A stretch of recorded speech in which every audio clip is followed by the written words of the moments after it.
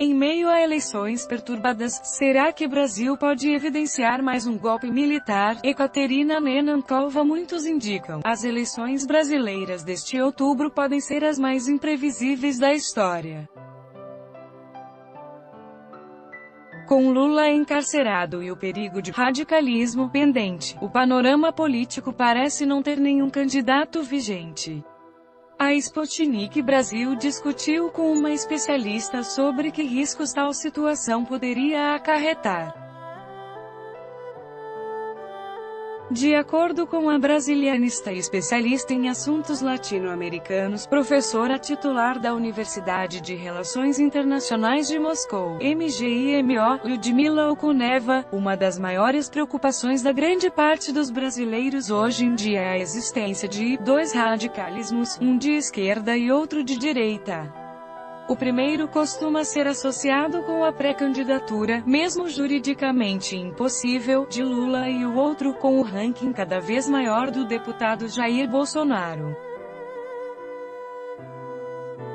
Entretanto, não chamaria Lula de radical. Em alguns casos na sua carreira política anterior, Lula nem se identificava como de esquerda, pois é um moderador, negociador e mediador muito bom, é a postura dele. Mas claro que se escolhermos entre, digamos, Temer e Lula, o último é visto como esquerdista, observa a cientista política.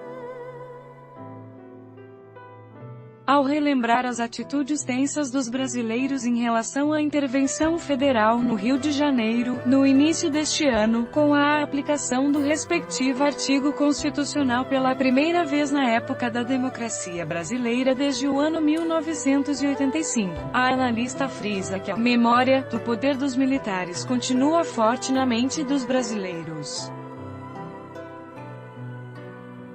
Eles têm medo de Bolsonaro, pois a injeção de regime militar foi mais que forte após os militares terem passado 21 anos no poder, diz. O principal problema das eleições, diz Lyudmila Okuneva, é que por enquanto não existe um candidato único do centro. Este centro, até hoje não conseguiu se unir para lançar uma candidatura forte e consolidada. Ao mesmo tempo, o número de apoiadores de Bolsonaro não está reduzindo, chegando a cerca de 15% de acordo com várias pesquisas, o que mostra que um certo segmento da população apoia medidas mais radicais no governo do país.